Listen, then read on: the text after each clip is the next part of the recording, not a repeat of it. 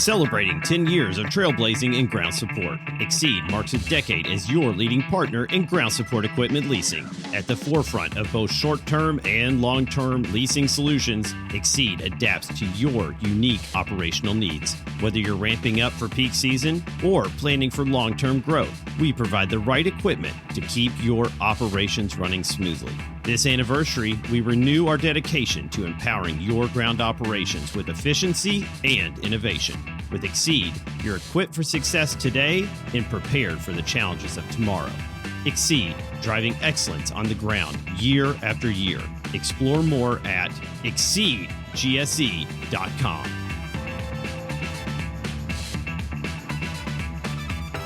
This is John Pfister. I'm Brian Yoder. This is Mathias Moulinier. This is Willie Martinez, and you are listening to GSE Podcast. All right. Well, welcome to the GSE Podcast. I'm Matt Weitzel, and I'm here with Justin Brennan, Ken Brown, KB as everybody calls him, and Arlie Wurtson from Power Stow Americas. Is that right, Power Stow Americas? You got it.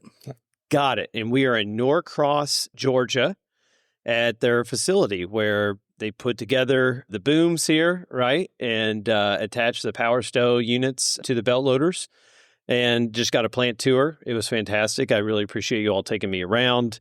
Arlie had the most information, or at least useful information, I think, which was what I was told would be the case, right? And that ended up becoming true, which is fantastic. Let's go around, and why don't you all introduce yourselves? We'll start with KB.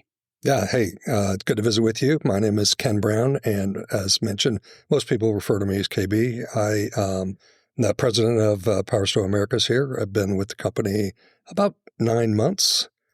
Came over after a long stint at United Airlines and joined the team and been here ever since. Nice. All right, Justin. Yeah, I'm Justin Brennan. I've been at Power Stow Americas for about 7 months, so came on just after KB did, and do sales activities here at Power Stow. I came from Textron, where I spent many years and have a lot of good friends still over there, but very happy to be at Power Stow. That's awesome, man. And then Arlie is our veteran, I think. Yeah, I got more than 7 months. So I've been with Power Stow since the beginning. I don't know when that was, but it's more than 20 years ago. Wow. And I was going to have you do the company history, but then you don't even know when I don't know started, the year. So that's gonna hold us up on that story. But Arlie, so why don't you tell us a little bit about how the idea, the concept started, and then how it's going today. Yeah. Well, back in the day, there was a lot of attention on work environment over in Copenhagen Airport. And the ground handlers over there was limited in how much their employees could lift during a day's work. So the handlers were kind of in a situation where they either had to hire more manpower or get a tool that could solve the situation of lifting the bags when they load and offload the planes. So Martin Vestergaard, the owner and founder of Power Stow, he came up with this idea that's the Power Stow roller track now with the conical rollers that could extend into the plane.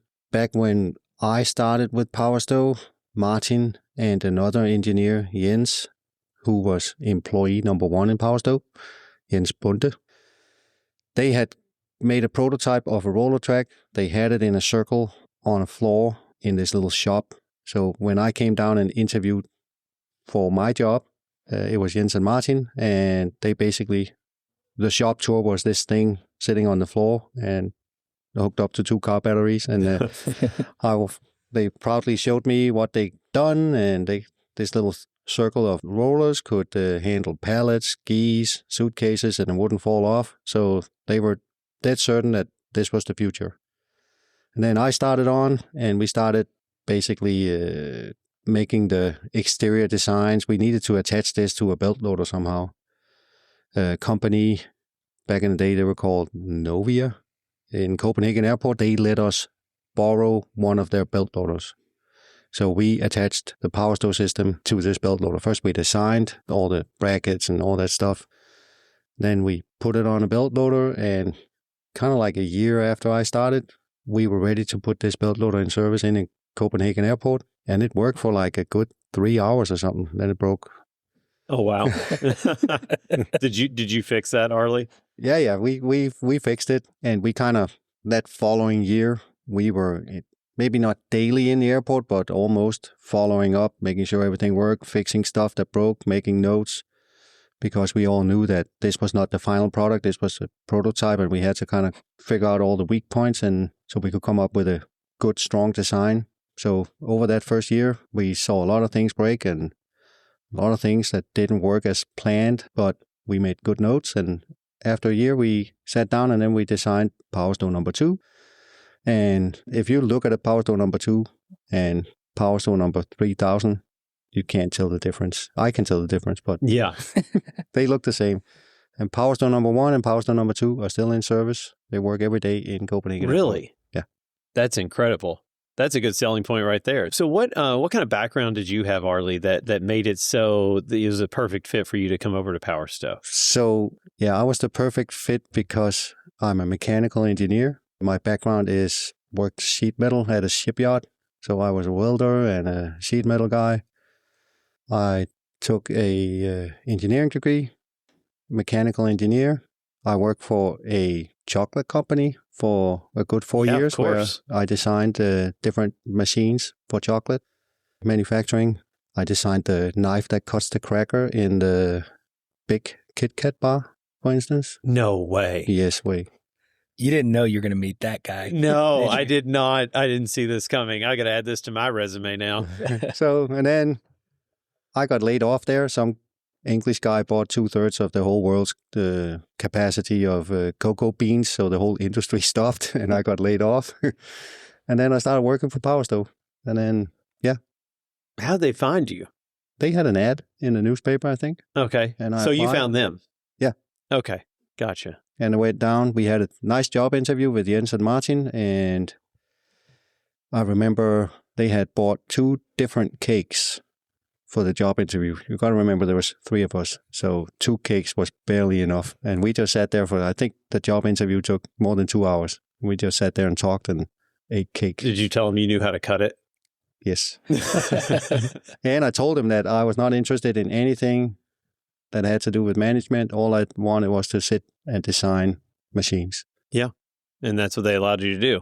Yeah. That's amazing. Ken, we're going to go to you because Justin can't follow that up, but you with your storied history in the GSE industry, I think, if anybody can compete with the Kit Kat story, I think it's you. How did you get your start in the industry? I didn't realize it was going to be so educational here today. I'm hearing things about Arlie I'd never heard before. Yeah. But yeah, I really started on the airline side of things and found myself, I took a job with United Airlines many, many years ago as a summer temporary loading airplanes. And, a year later found myself working full time and sort of one thing led to another. I was always just somebody who was looking to learn something new and do something different, and eventually became an aircraft fueler, did wide body food running, and just did a lot of different things that led to a training job eventually, which really was sort of near and dear to my heart because I also had been a high school football coach. That sort of called to me, just helping people along. And actually took a leave of absence from United Airlines and joined the Marine Corps. And to be honest, I didn't know at the time that United Airlines would hold my position and guarantee that position, which was fantastic for that they would do that. But that was something I sort of a box I needed to check in my life. And so I spent some time in the Marine Corps, returned to United Airlines, and was really blessed over the course of a 38-year career to work in hub environments, line station environments, international, domestic. I spent time at headquarters, some of that time leading ground equipment operations, but I've spent time in fuel efficiency work, a lot of operations leadership work over the years.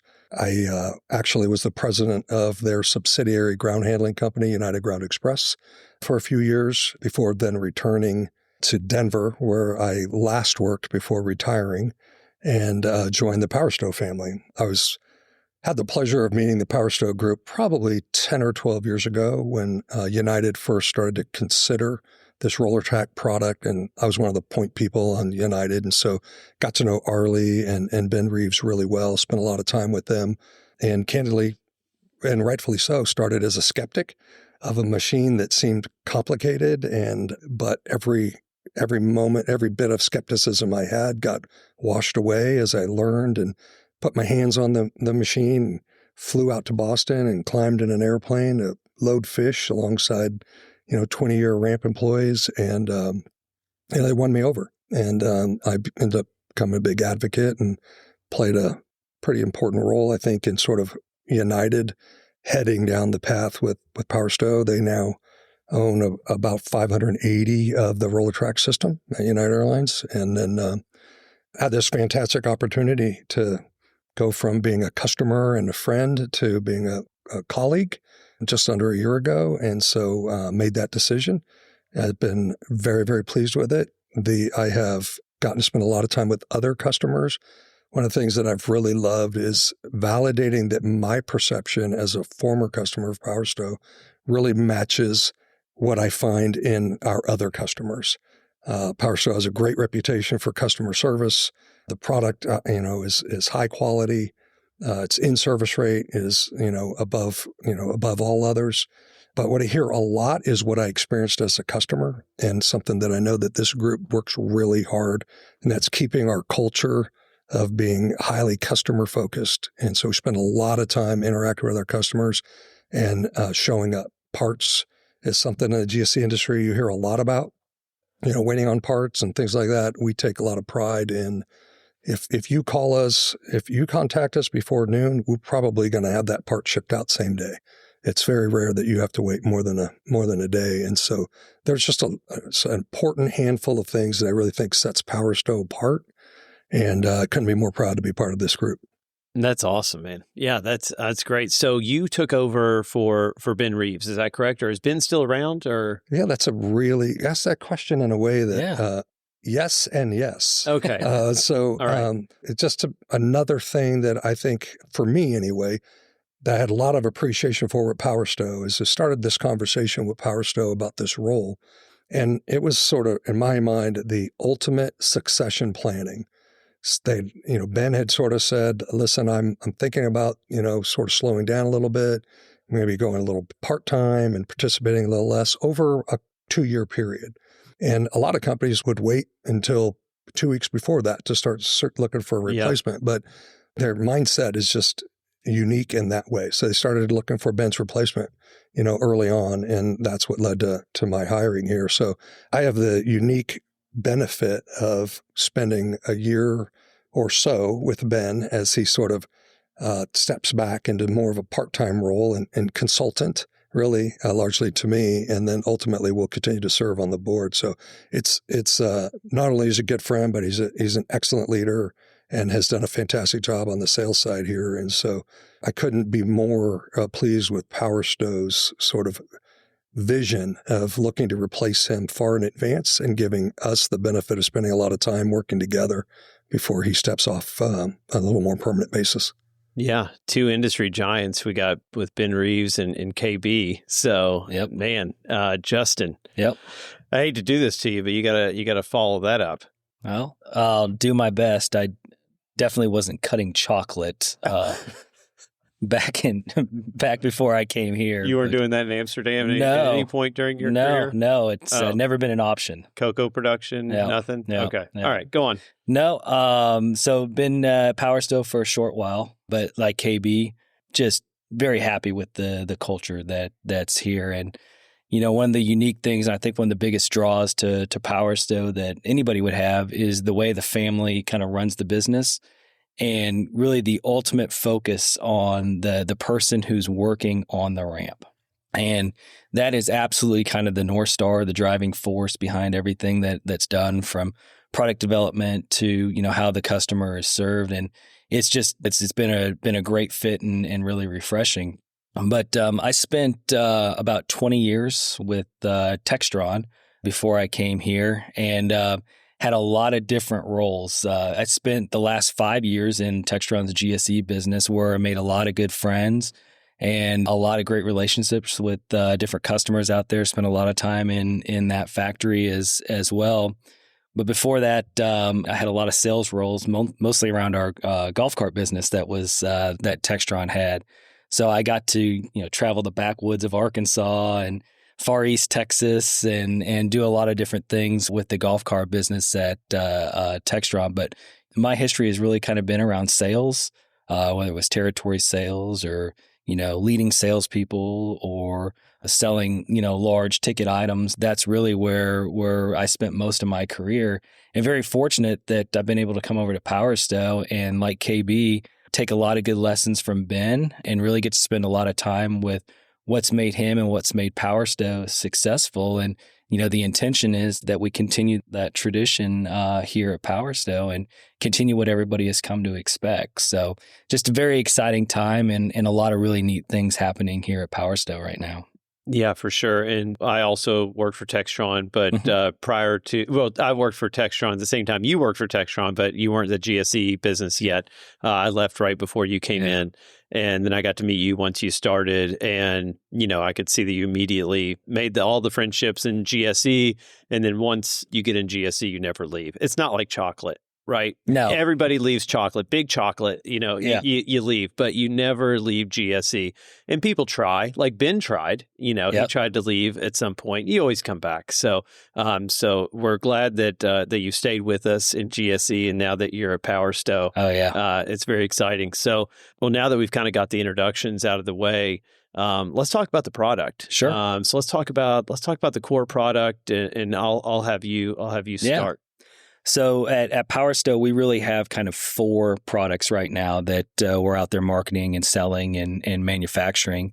So I think most people are familiar with our roller track product. So KB talked quite a bit about that and the use with the airlines and the ground handlers in the U.S. And that's really the product that put Power Stow on the map. And what Arlie started with in Denmark is our roller track.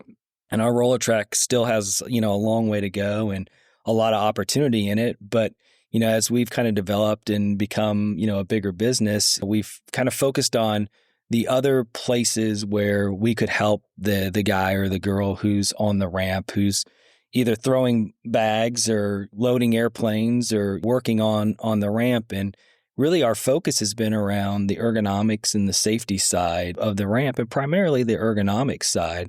So we've got a couple new products that we've really showcased the last few years at the GSE Expo. So we've got what we call our tail loader, which you saw today, which really bridges the gap between the end of the belt loader and the bag cart on the ramp. And, what we're trying to do and what we've done is we've taken the ramp agent and taking them away from having to bend and twist to move a bag from the belt loader to the bag cart to really automating that process. And so we're very excited to start getting our demos out and, the units that are sold in the field and being used, start getting those testimonials back from, the ramp agents and hearing how that product has helped them. And then we also have a new product that's really kind of, I would say, our first kind of venture outside of the GSE space, where we're really kind of in the bag room world a little bit now. And we have a product that we call the transfer belt. And the transfer belt bridges the gap between those induction belts going into the airport and the bag cart. So, a lot of folks in GSE, or especially manufacturing of GSE, probably haven't seen, a lot what happens, underneath the airport when your bag is coming to the carousel when you pick it up. But there's a gap between that cart and that induction belt where, an agent has to reach into the bag cart and grab and twist and throw a bag onto the belt. And we've created a transfer belt that really bridges that gap between those two pieces of equipment at the airport. And as we work with airport authorities and airlines, we're really starting to see those benefits for the agents that are out there working every day. And then really our 4th product is what we call assisted docking. And so I would say it's the Power Stow take on collision avoidance.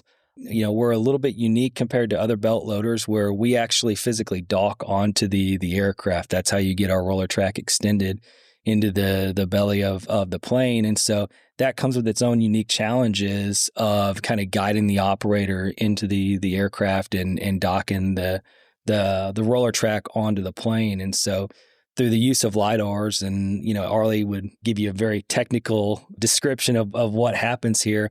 We've been able to map out the aircraft and really help guide and control how the operator drives up and docks onto the airplane. And really at Power Stow, we've taken what we've learned from the roller track and the things that have been helpful to the ramp agent and tried to put that knowledge in other places as well. And, very excited for what the future holds for us. Yeah, the roller track system, when you're just at an airport anywhere across the U.S., you see it. I mean, it's everywhere. It's at almost, I would say, every single airport. And it's a fantastic system. It's been out for, so when did it actually come to the U.S.? Like, when did you all start? We opened up in December 2013. Okay, since 2013, yeah. Because when I was working at Tug, we were building the special chassis for the 660s that the roller track system could fit onto. So, do you all have the capability to attach to any belt loader? And Arlie, I'll let you speak to this. In theory, yes, but we have high expectations from the actual belt loader that we're attaching stuff to. So we're not going to attach our stuff to something that we know is going to break, fatigue cracks, or which can't hold the load. Or so. Our product is a very stable, solid built product. So we can't put it on a piece of junk that doesn't work or breaks down every other day. So when you start to work with us, we have some requirements, but we can, for now, we put Power Stow on or roller tracks on Tug belt loaders, TLD belt loaders. We got Mullock belt loaders, Tips, Malahans. Oh, there's one over in England somewhere. I can't remember the name. So I would say most of the major GSE manufacturers that offer belt loaders in their fleet, you all pretty much work with them. And would they then build the chassis and then send it here, I would imagine, for you all to attach it? What Arlie said is, we've got some requirements that are specific to, being able to attach a roller track and being able to use a roller track. But at the end of the day, we kind of have this list of folks who, we say, hey, we can work with these.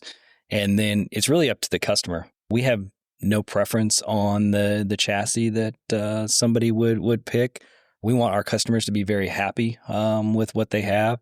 And so we really kind of give them that decision. And so, they'll have their own requirements and reasons for why they pick a chassis. But at the end of the day, it's really up to whoever the end user is. And then, it's our job to make sure that we secure a high quality chassis to match the roller track or the tail loader or, our assisted docking. Yeah. And then Arlie, how has the roller track changed over these last 12 years? It's changed. Like the motor technology that we use, all the electric motors we use, they are now all brushless. In the beginning, they were just DC brush motors that would wear out over time. We've updated how different things are welded, that we change different designs because over time we start seeing fatigue cracks and things wear out. There's always a weak point. So we always have something to work on and make better. So we constantly strive to do that. Our challenge is whatever we make has to be retrofittable to all the way back to Power Stow #1, basically. Yeah, for sure. It's a challenge sometimes if you want to update a product. Yeah, I bet, especially when it's built really well, right? It's finding those common problems, right, and then trying to fix those. Yeah. And then what does that look like out in the field? So if a customer calls you, United Airlines, and says, hey, we have this issue out in the field, do you all send somebody out? Like, how does that work? Yeah, I mean, I'll jump in here and these gentlemen can add color to that. But as I mentioned earlier, I think Power Stow has a reputation for being very customer focused, and it's nothing for us to deploy somebody, change schedules, and be on an airplane the next day, depending on the nature of the call that we get, right? And that'll dictate in some ways who we send, right? If it's a training issue, if it's a more technical issue that Arlie, of course, is probably going to be there personally or one of his techs.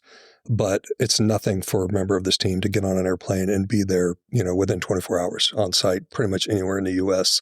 to help solve a problem. And then it sounds like parts are readily available. They're here in Norcross. You all don't really have to ship a lot overseas because you stock here, correct? Yeah. It's nice when you have a limited number of products. So your SKU count's a little bit lower on your parts, and it's a lot easier to be able to handle anything that comes up. Yeah, that is really nice. And then, so with a tail loader, did the customers ask you for this? Was this like feedback that you all had gotten about this was an issue out in the field, or was this just purely innovation that you all came up with? I could make something up, but maybe Arlie should answer that question. All that was done over in Europe. Okay.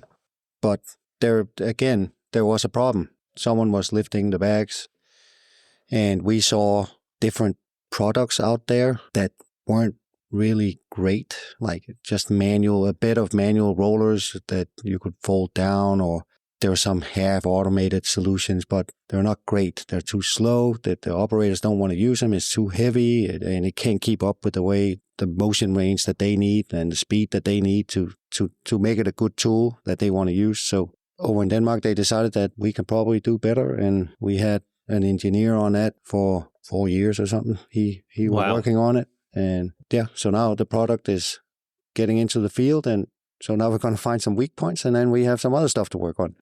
Yeah, that looks like a really interesting product. New product development from you guys is that tail loader, and then obviously the assisted docking. So again, same question type of thing. The assisted docking, is that something you all were looking at? I know that, a bunch of the belt loaders in the industry now have some kind of docking system, what have you, on it that you can get, like Tug has a Smart Sense and things like that.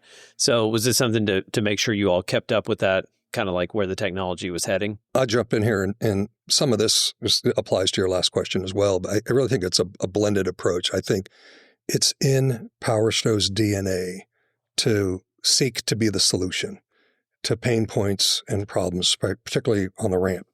And so a combination of just sort of smart people kind of constantly thinking on their own, what's the next opportunity for us to help? But we also never miss an opportunity to engage our customers and ask them, what's your pain point? What's a problem for you that we might be able to solve?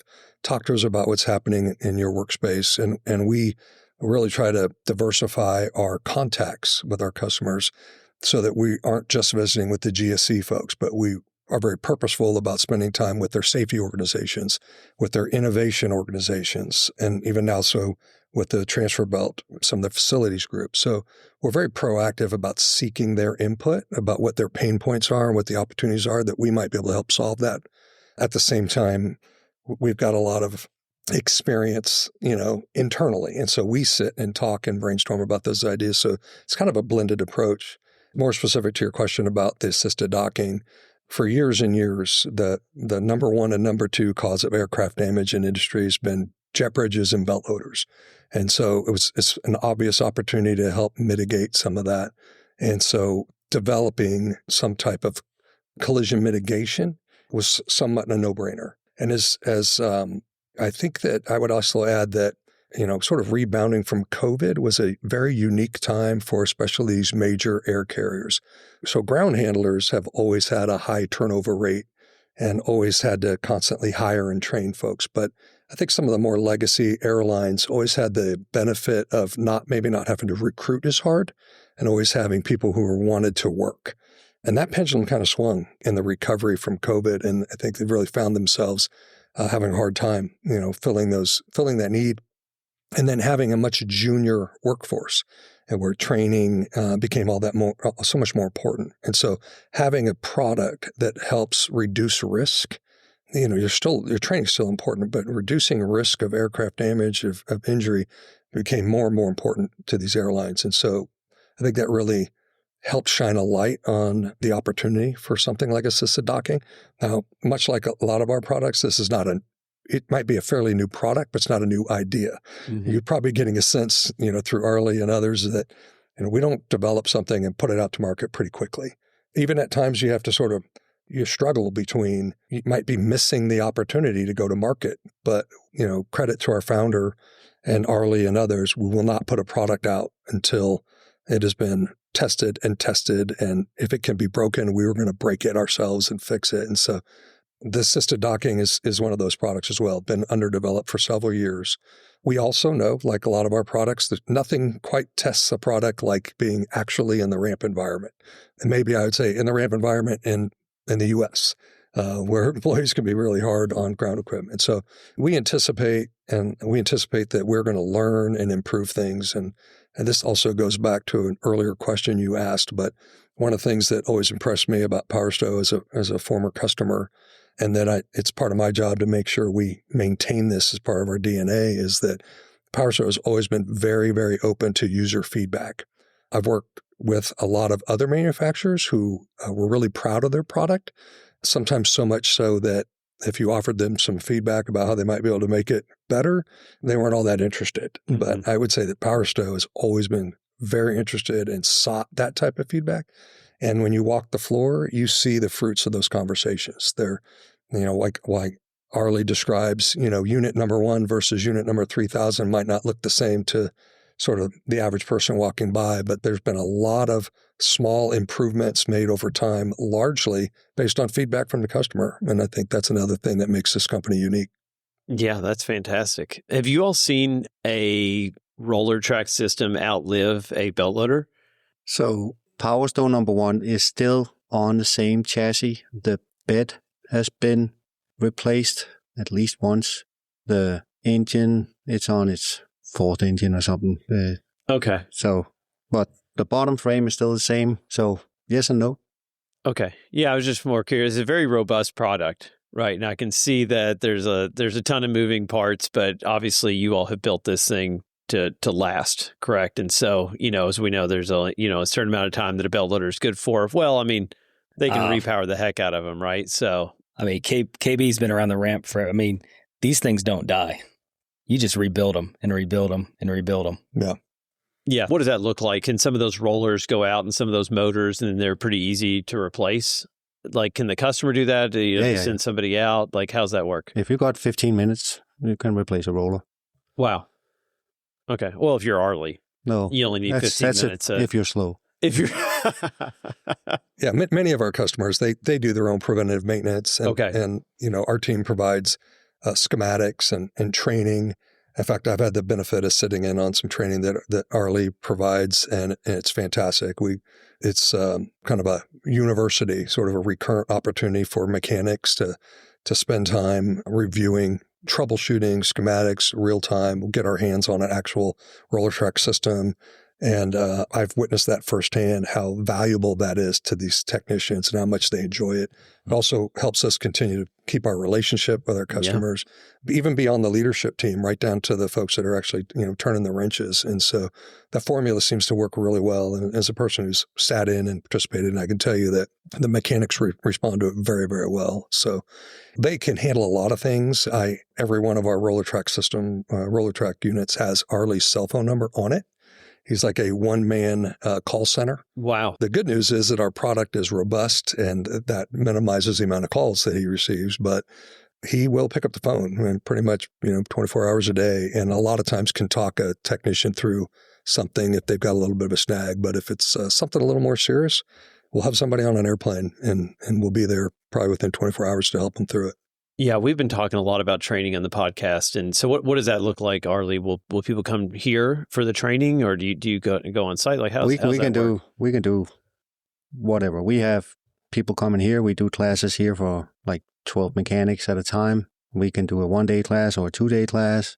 I just spent the whole day yesterday training Menzies up in DCA, Menzies and United. Oh, wow. So you actually physically went there yourself? Yeah. Yeah. So we go out and do training. If we open up a new station, like a place that's never had Power Stows before, someone goes out either. Right now, I only got 2 guys. It's me or Paul. Okay. We go out. We spent like 4 or 5 hours with the GSE mechanics and kind of run them through how a Power Stow is put together, what we call the different things, and how it operates. And then they get my phone number.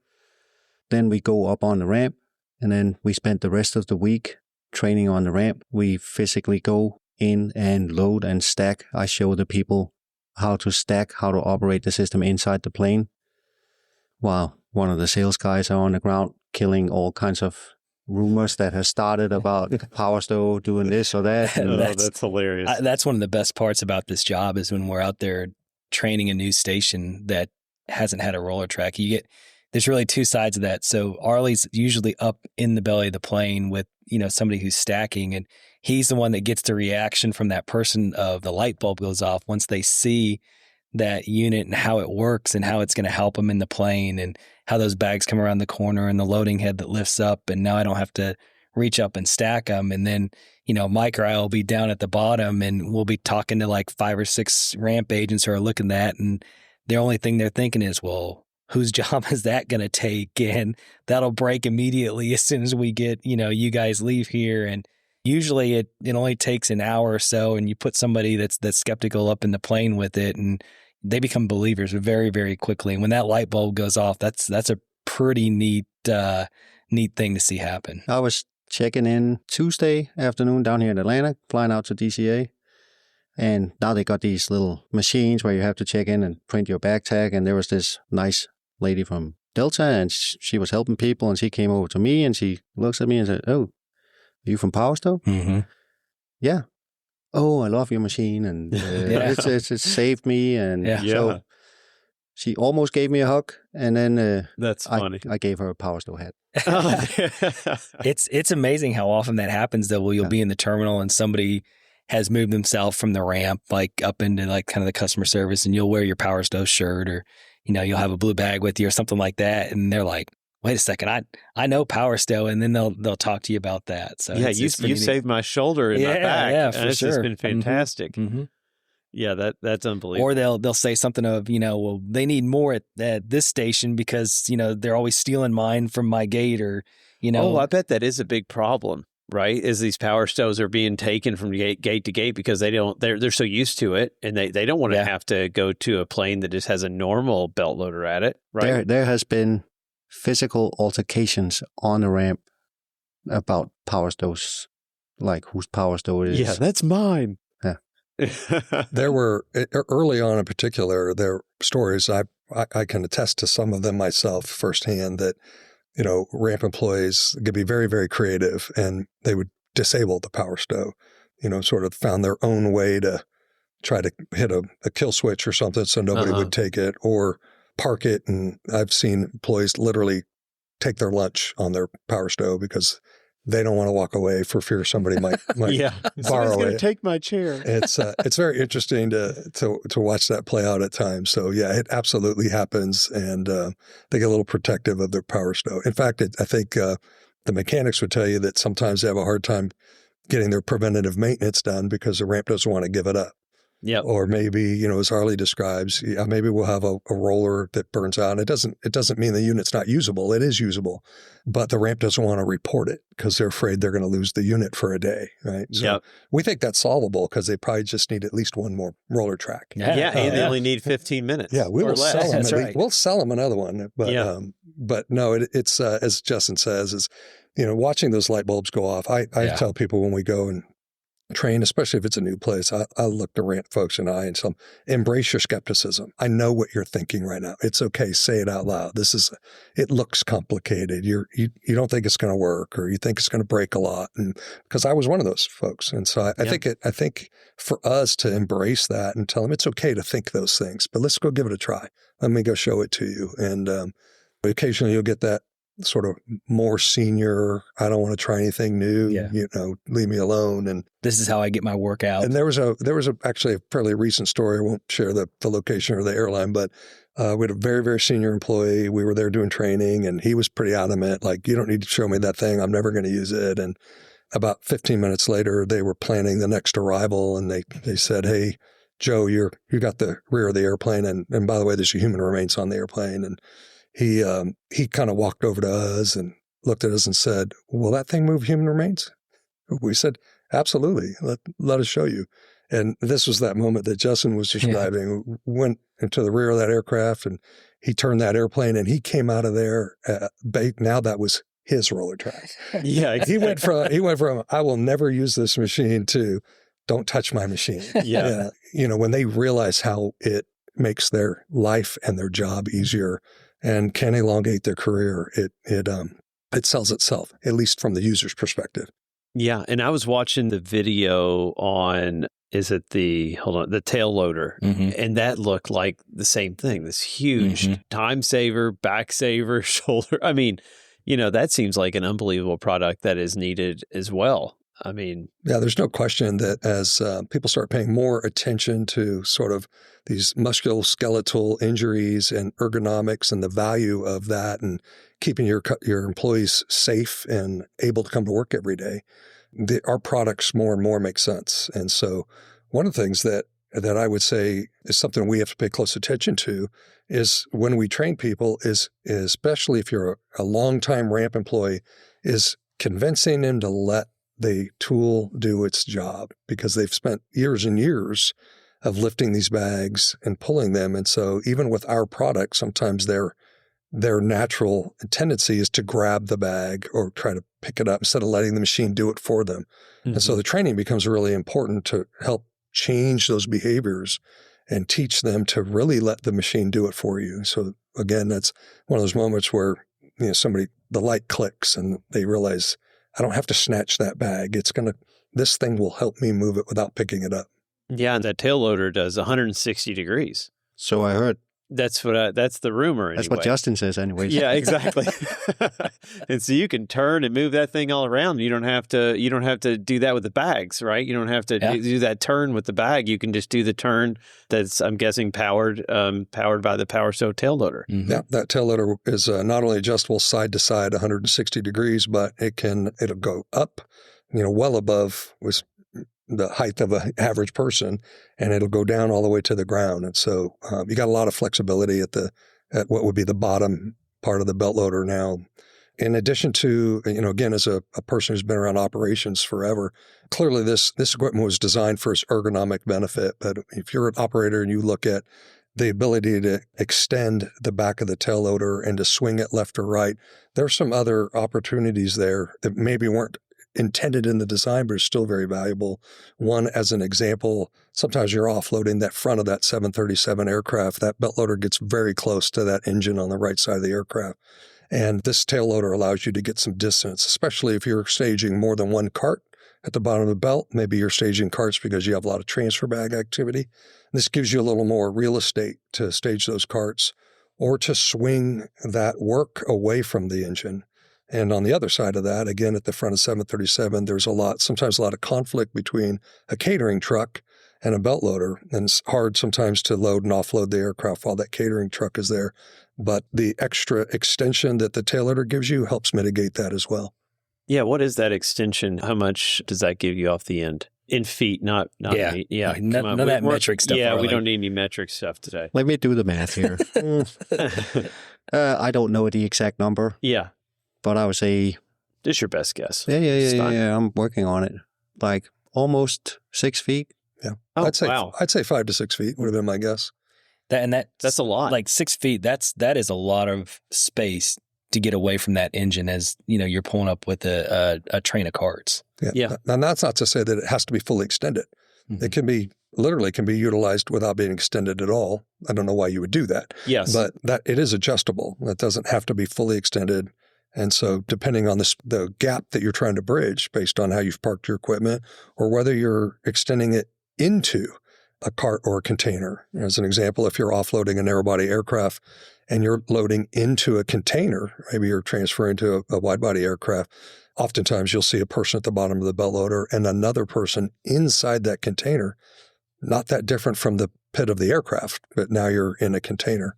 And the tail loader actually allows you to extend into that container and create a much more ergonomic, beneficial environment for the employee.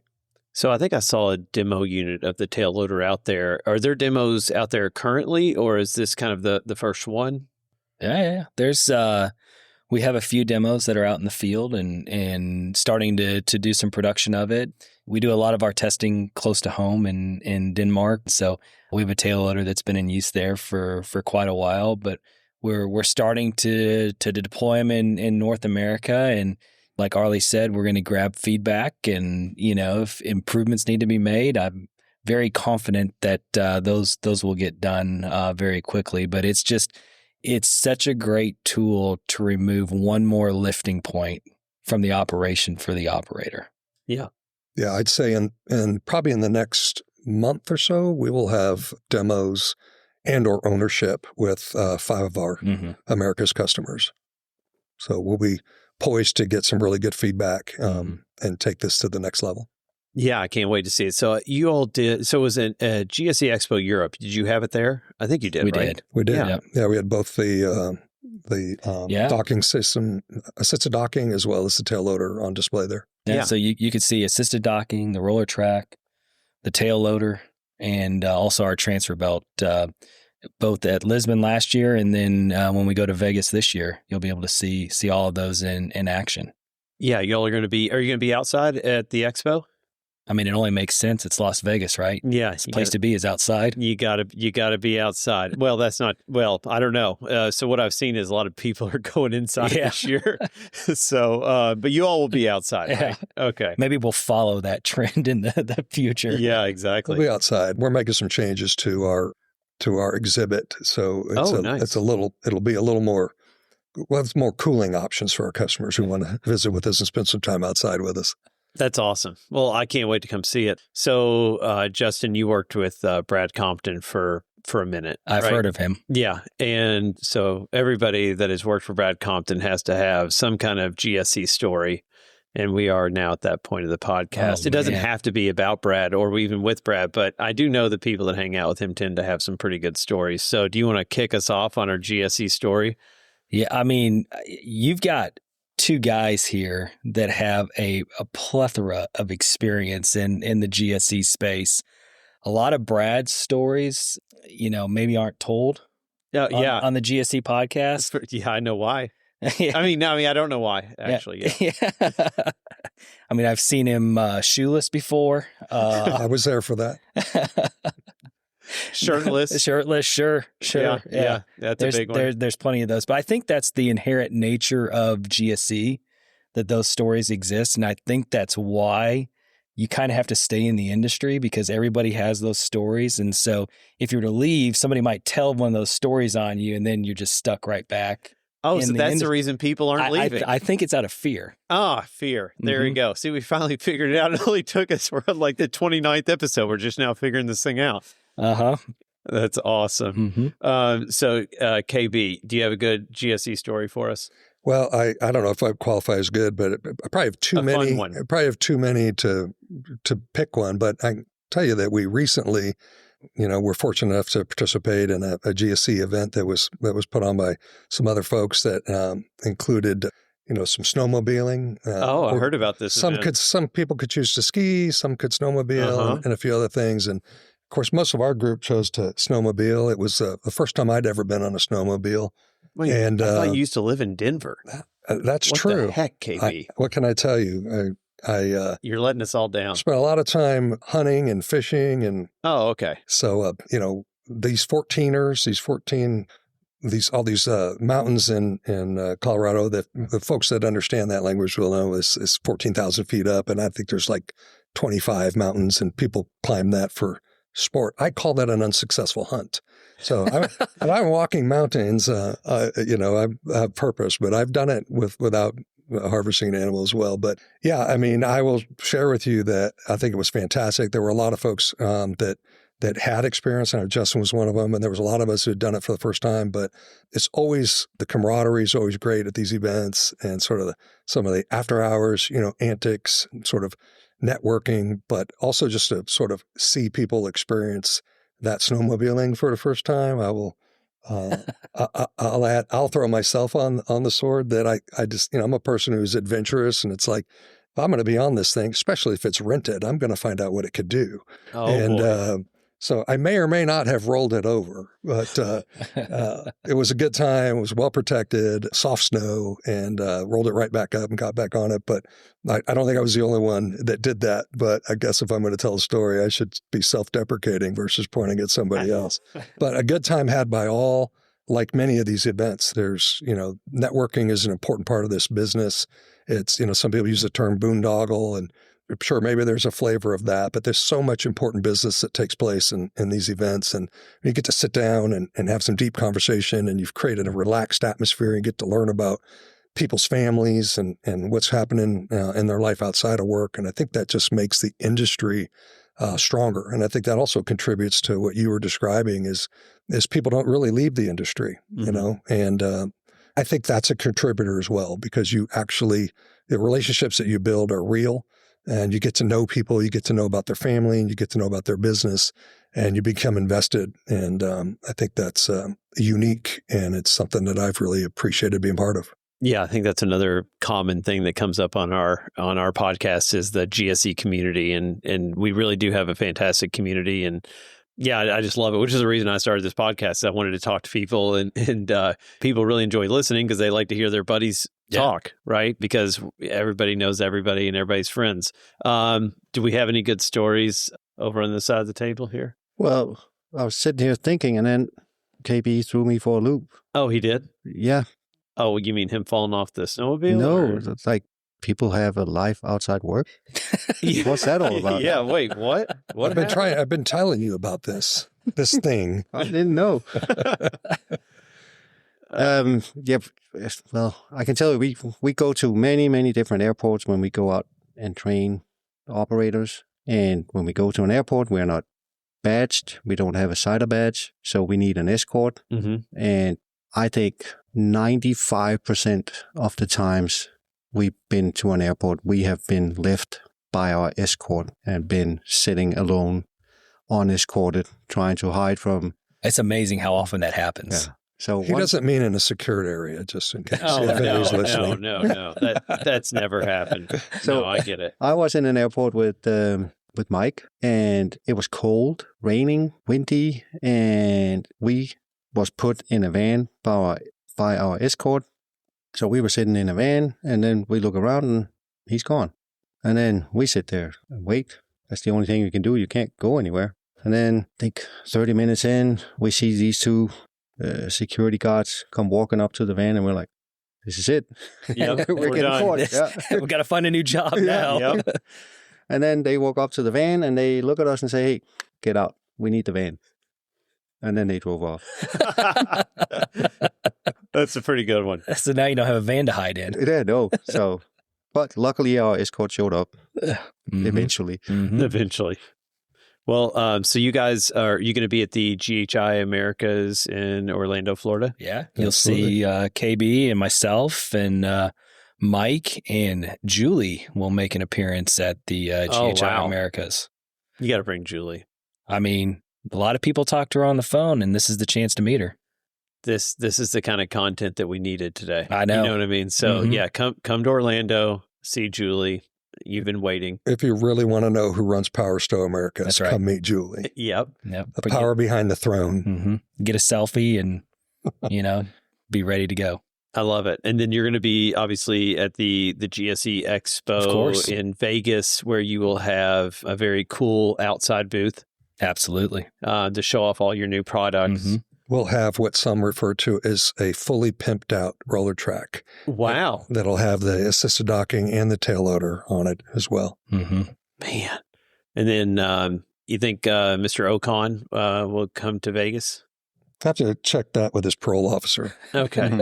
Because, I mean, if we're talking about GSE industry legends, you got to throw Ocon in the mix. There are a few of them running around this factory. There really is. Across. Yeah. It's a little reunion here that I've been having today, having worked at Tug for 10 years and then walking in this door and realizing that, people that I spend a good better part of my life with are all here. And so that was a very cool surprise that I just did not know was going to happen today. I knew Nikki was here. Yeah. And everybody loves Nikki, and she's like Julie, right? Everybody kind of knows her name, and they don't really get to see her that often. But I think she was in Vegas maybe 2 years ago. She was. Yeah. So I got to see her then too. But anyways, this has been just a fantastic experience. So what haven't I covered? What haven't we got out there in the industry that you need people to know about?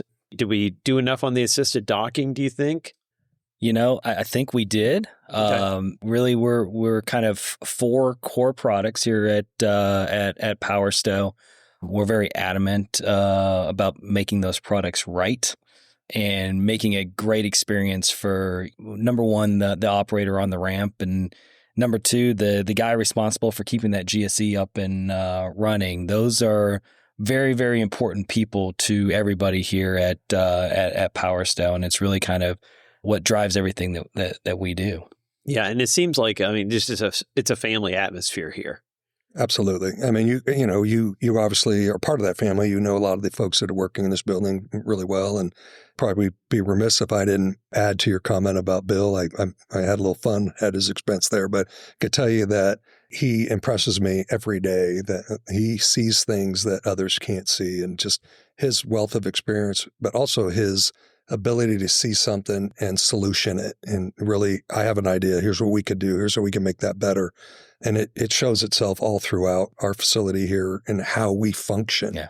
Geez, we could really use something that would help us test this. And Bill can make that. 100%. And he doesn't need a drawing. Nope. He can see it in his mind's eye, and he will build it. And it's just incredible to have a talent like that amongst many talented people. So I kind of wanted to share that. You've heard the name Mike a couple of times here as one of our colleagues not represented. We talked a little bit about Ben Reeves already. And Mike is part of the sales team here and been with Power Stow 7 or 8 years, but been in the industry a very long time, formerly with Flightline, and probably somebody that most of the listeners would also know. But just want to give him a little shout out too. He's a valued member of the team, does really good work with us. But to answer your question about what else we could cover, I think I'd encourage people to, especially if you're less familiar with our products, or maybe you're really familiar with our flagship product, but you're curious about some of these other products, check out our website. We're improving that all the time. We're including some video links. I know probably a lot of your listeners are like me. They're very visual, and it's one thing to talk about a product, but when you can see it in action, it can really help, answer a lot of questions. So we encourage people to check out our product online. And if they have questions or they want a demo, whether they want to take a trip out here, and we'll host them in our facility and do a tour, something like we did for you, or we'll meet them on the road somewhere. And we've got a lot of great customers and great customer relationships, and they've always been, really willing to allow us to bring other folks to come, show our product and educate people on what we can do and what we can't do. And then lastly, I would just add that, similar to the earlier part of our conversation, we're very interested in being the solution. So if there's pain points out there, if there's opportunities where people think Power Stow might be able to solve that for them, we'd love to engage in that conversation, put our eyes on it. And we have a very talented research and development team that's always looking for the next thing. And maybe some things we're not going to be the perfect match for, but we would love to put ourselves in a position to help people solve their pain points. Well, this has been an absolute pleasure. I've had such a good time here today, seeing everybody and getting to spend time with you all and seeing the facility and seeing the product. And I agree with you that I went on today while I was in the flight and watched all the videos on your YouTube channel. It really helps out to kind of visualize how that, how it's all working. It's even different than seeing it at a trade show, in a mock thing. I mean, when you can see it in real life application, it's very, very cool. So I'm with you. I think everybody should go to YouTube, check out those videos that you all have, go to your website and learn more about the product. But yeah, I mean, that's all I have for today. I really appreciate you all joining me on the podcast, and thank you so much. No, it's been an honor to be invited. Appreciate you taking time to come spend some time with us. Let us talk about our company. Awesome. All right. This has been Matt, Justin, Ken, and Arlie for the GSE podcast. Thanks a lot, guys. Thank you for tuning in to this episode of the GSE podcast. We hope you found it informative and engaging. If this episode resonated with you, please share it with your colleagues and peers in the ground support equipment community. Your support is invaluable to us. We'd appreciate it if you could take a moment to rate and review our podcast. Your feedback not only encourages us, but also helps expand our reach within the GSE community. Keep an eye out for more episodes as we continue to explore the dynamic world of ground operations, bringing you the latest trends, insights, and stories from the industry. Thank you for listening to the GSE podcast. Until we meet again, stay grounded and keep pushing forward.